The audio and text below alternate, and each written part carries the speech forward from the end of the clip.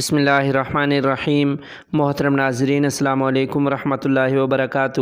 وفاقی وزیر مذہبی امور سینیٹر محمد طلحہ محمود کا افغان وزیر خارجہ ملا امیر خان متقی حفظہ اللہ اور افغان وفد کے اعزاز میں عشائیہ میں امیر جمعیت علماء اسلام پاکستان و صدر PDM حضرت مولانا فضل الرحمان صاحب دامت برکاتہم العالیہ، حضرت مولانا حامد الحق صاحب، مولانا محمد احمد لدھیانوی صاحب، مولانا صلاح الدین ایوبی صاحب، ڈپٹی اسپیکر زاہد درانی، پاکستان میں تعینات سفیر سردار شکیب، افغانستان میں تعینات پاکستانی سفیر عبید الرحمن نظامی اور دیگر شریک ہوئے۔ اس موقع پر جمعیت علماء اسلام کے سربراہ حضرت مولانا فضل الرحمان صاحب دامت برکاتہم العالیہ نے اپنے مختصر خطاب میں کہا کہ افغانستان اور پاکستان یکجان دو قالب ہیں، کوئی انہیں جدا نہیں کر سکتا۔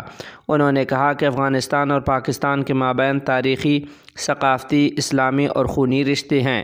ہمیں افغانستان اور اس کی تاریخی شخصیات سے اتنا پیار ہے کہ ہم اپنے میزائلوں کے نام بھی غوری، غزنوی اور ابدالی کے نام پہ رکھتے ہیں۔ انہوں نے کہا کہ ہم افغان قوم کی جذبہ ایمانی، جرأت اور ان کی جہاد کو سلام پیش کرتے ہیں۔ افغان قوم نے عزیمت کا راستہ اختیار کر کے عزت حاصل کی ہے۔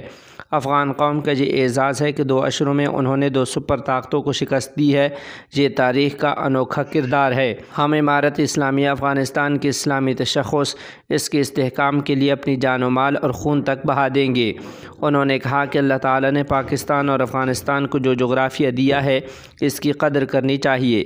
افغانستان کا امن پورے خطے کے امن کا ضامن ہے۔ ادھر دوسری جانب افغانستان کے وزیر خارجہ ملا امیر خان متقی حفظہ اللہ نے قائد جمعیت حضرت مولانا فضل الرحمان صاحب دامت برکاتہم العالیہ سے ان کی رہائش گاہ پر بھی ملاقات کی ہے، جس میں پاک افغان تعلقات اور 2 طرفہ امور سمیت علاقائی و عالمی معاملات پر تبادلہ خیال کیا گیا۔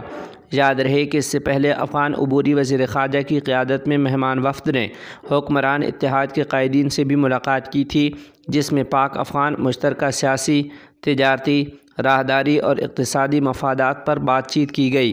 تمام شرکاء نے دونوں پڑوسی ممالک میں سرکاری اور عوامی سطح پر قریبی روابط اور 2 طرفہ آزادانہ سفری سہولیات پر بھی زور دیا ہے۔